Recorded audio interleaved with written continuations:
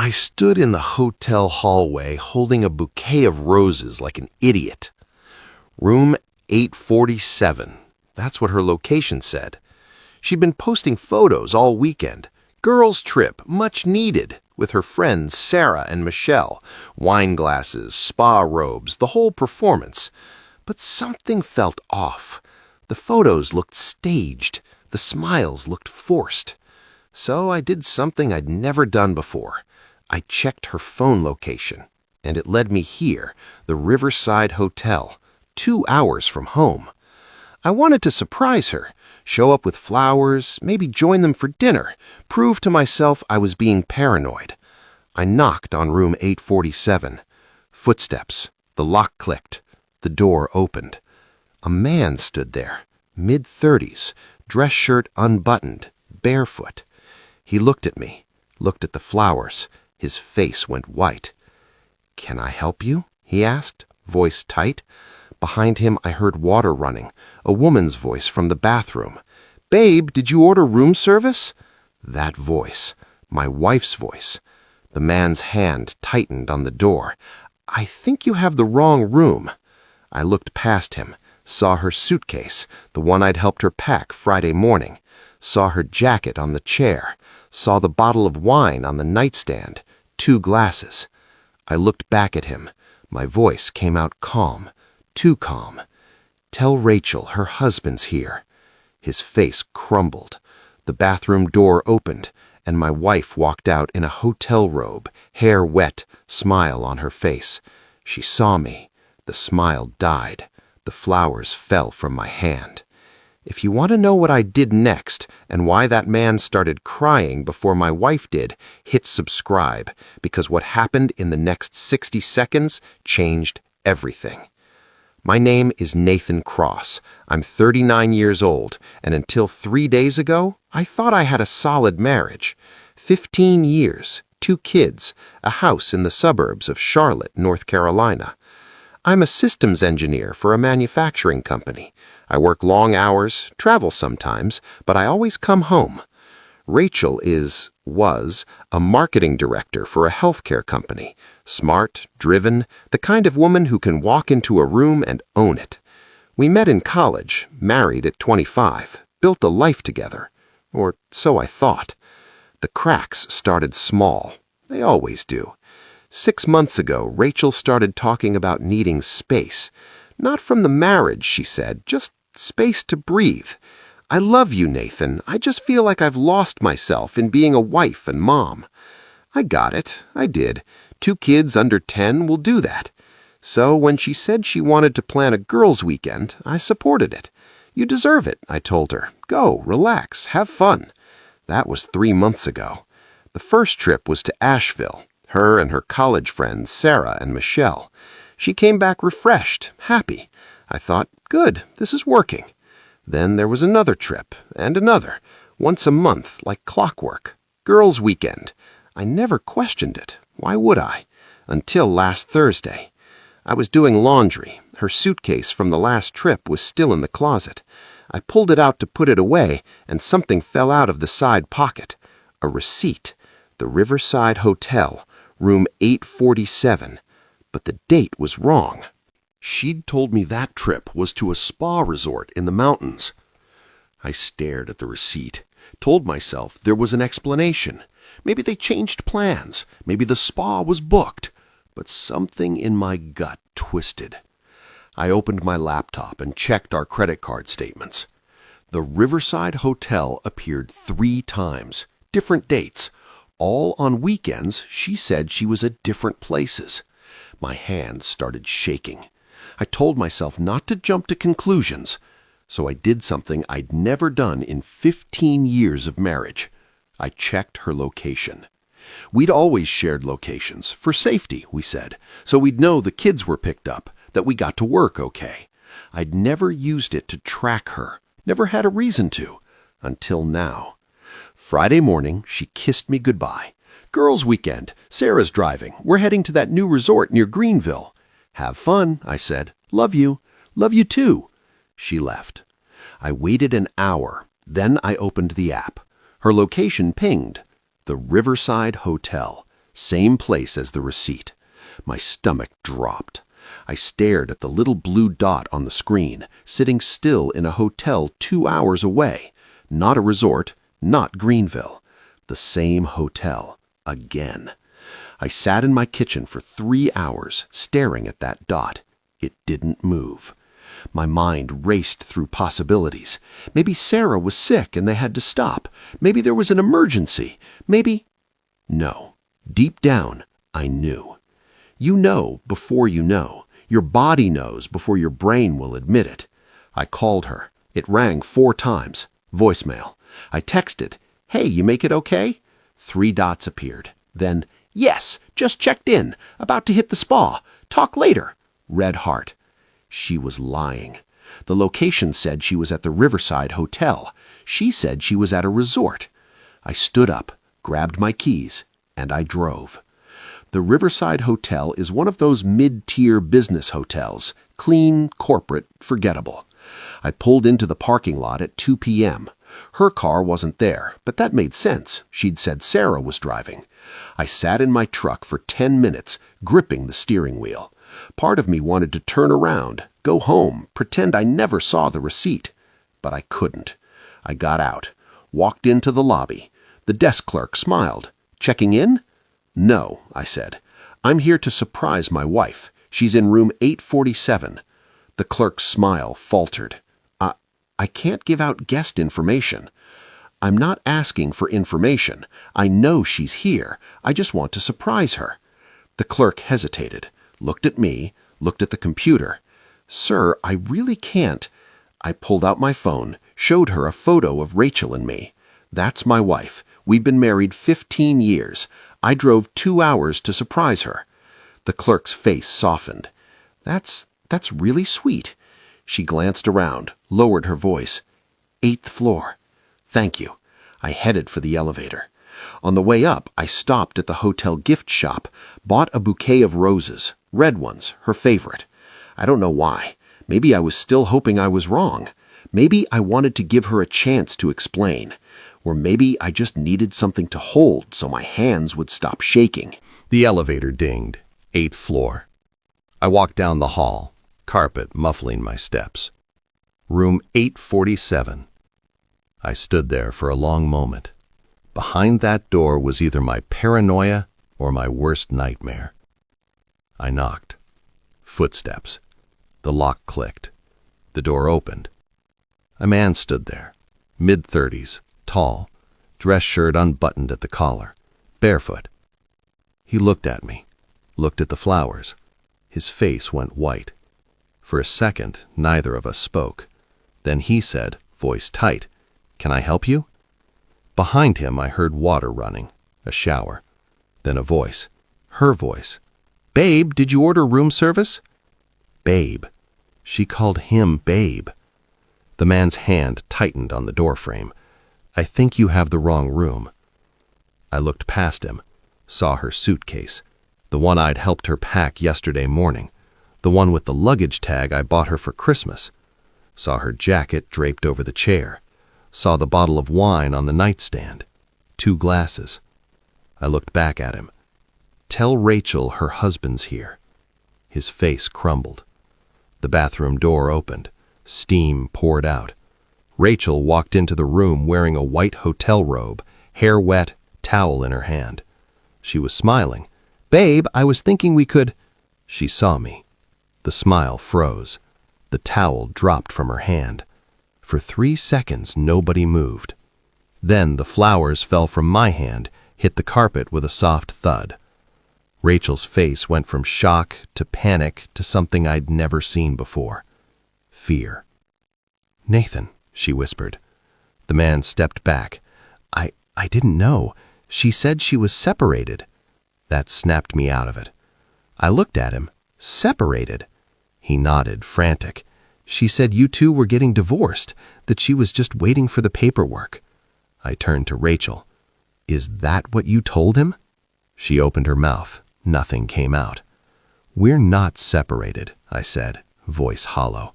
"We're not getting divorced. We had breakfast together yesterday morning. I helped her pack that suitcase." The man, his name was Tyler, I'd learned later, grabbed his shoes and jacket. "I'm sorry," he said to me. "I swear I didn't know." He looked at Rachel one more time, disgust in his eyes. "You lied to me." He left. The door closed, and it was just us. Rachel stood there in her hotel robe, hair dripping, mascara starting to run. "Nathan, please." "How long?" I asked. "It's not how long, Rachel." She wrapped her arms around herself. 6 months. 6 months. The same time the girls' weekends started. "There were no girls' weekends," I said. Not a question, a statement. She shook her head. "Sometimes Sarah covered for me, but mostly no."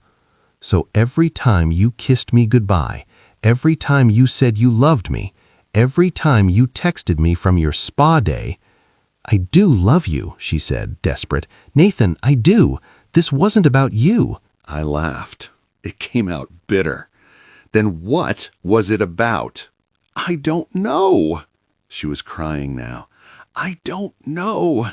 I felt invisible. Like I was just Nathan's wife and the kid's mom, and I needed to feel like me again." "So you cheated." "I made a mistake." 6 months isn't a mistake, Rachel. 6 months is a choice you made over and over again. She reached for me. I stepped back. "Don't." I looked around the room. Really looked. The wine, the rose petals on the bed, the lingerie on the chair. This wasn't a mistake. This was planned, deliberate. "Did you love him?" I asked. She hesitated. That was answer enough. "I don't know," she finally said. "Maybe. I thought I did." "And me?" "I love you, Nathan. I never stopped loving you." "You have a funny way of showing it." I picked up the flowers from the floor. They were crushed, petals scattered on the carpet. I looked at them, then at her. "I bought these for you," I said. "I drove 2 hours because I wanted to surprise you, because I thought maybe we could spend the evening together." My voice cracked. "I thought I was being a good husband." "You are," she sobbed. "You're a great husband. This isn't your fault." "Then whose fault is it, Rachel?" She didn't answer. I turned to leave. "Nathan, wait. Please, we can fix this." I stopped, hand on the door. "Fix this?" I repeated. "How? How do we fix 6 months of lies? How do I ever trust you again?" "Therapy, counseling, whatever you want. Just don't leave, please." I looked back at her. The woman I'd loved for 15 years. The woman I'd built a life with. The woman who'd just destroyed everything. "I'm going home," I said, "to our kids. You can stay here or come home. I don't care. But when you get back, we're done." "Nathan!" "We're done, Rachel." I opened the door. "I'm sorry," she whispered. I didn't look back. "So am I." The drive home was a blur. I don't remember getting on the highway. Don't remember the exits I passed. I just drove. My phone rang 6 times. Rachel. I didn't answer. She texted. Dozens of messages. "Please talk to me. I'm so sorry. I love you. Don't do this." I pulled over at a rest stop and blocked her number. Then I called my brother. "Nathan, what's up? Can you watch the kids tonight?" "Yeah, sure. Everything okay?" "No," I said, "but it will be." I picked up the kids from my brother's house at 8 p.m. Emma, my 9-year-old, ran to me. "Daddy, where's Mommy?" "She's still on her trip, sweetie." "When's she coming home?" "I don't know." My son Jake, 7 years old, looked at me with those 2 smart eyes. "Are you okay, Dad?" I knelt down, pulled them both into a hug. "I'm okay, buddy, I promise." That night, I put them to bed, read them stories, tucked them in. Then I went to my bedroom, our bedroom, and I stared at the empty space where Rachel should have been. She came home Sunday night. I was in the kitchen. The kids were asleep. I heard her car in the driveway. The door opened. She walked in, eyes red, face puffy. "Nathan." I didn't look up from my coffee. "Kids are asleep." "Can we talk?" "No." "Please, just—" "I called a lawyer Friday night," I said. "Papers will be ready this week." She sat down across from me. "You're really doing this?" "You did this, Rachel, not me." "We have kids, a family, 15 years. "I know," I said. "And you threw it away for hotel weekends with a guy who didn't even know you were married." She flinched. "I loved you," I continued. "I trusted you. I would have done anything for you." "I know." "But it wasn't enough, was it?" She didn't answer. I stood up. "You can stay in the guest room tonight. Tomorrow we tell the kids, then you find somewhere else to live." "Nathan!" "I'm done, Rachel. We're done." We told the kids Monday morning. Emma cried. Jake went quiet. "It's not your fault," I told them.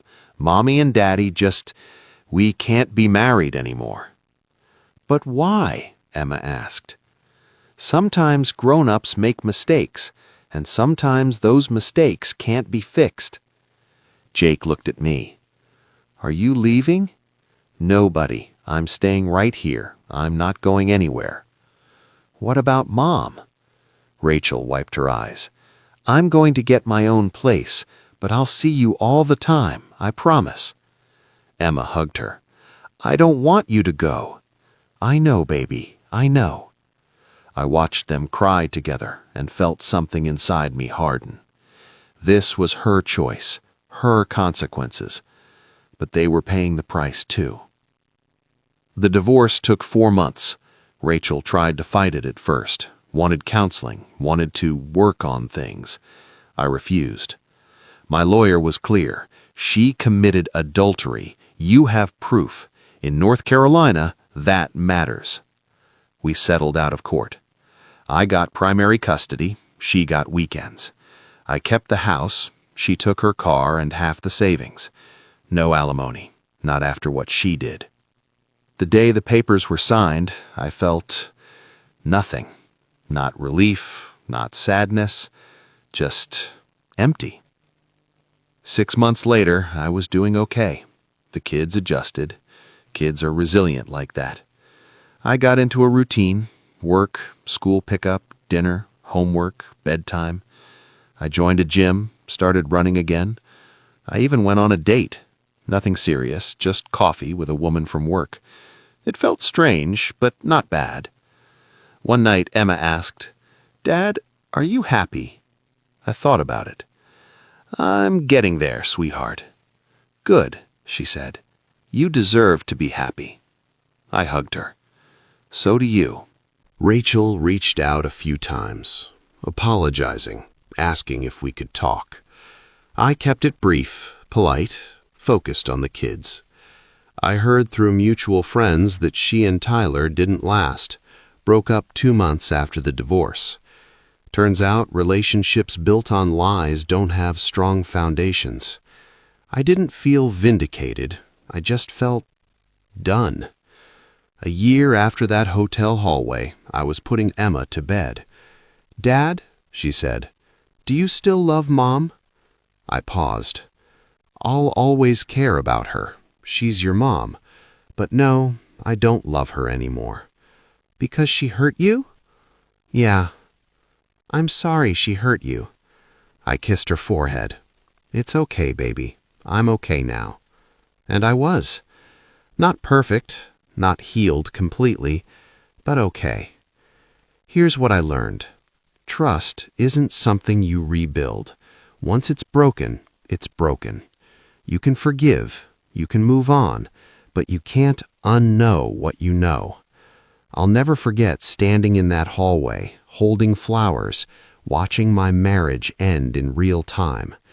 But I also won't forget what came after, the strength I found, the life I rebuilt, the man I became. Rachel made her choice. I made mine. And my choice was to walk away with my dignity intact. If you've ever been betrayed, if you've ever stood in a hallway holding flowers meant for someone who didn't deserve them, if you've ever had to explain to your kids why love isn't always enough, this one's for you. Hit subscribe for more real stories about real life. Comment, "I walked away," if this hit home. Because sometimes the strongest thing you can do is leave, and sometimes leaving is how you save yourself.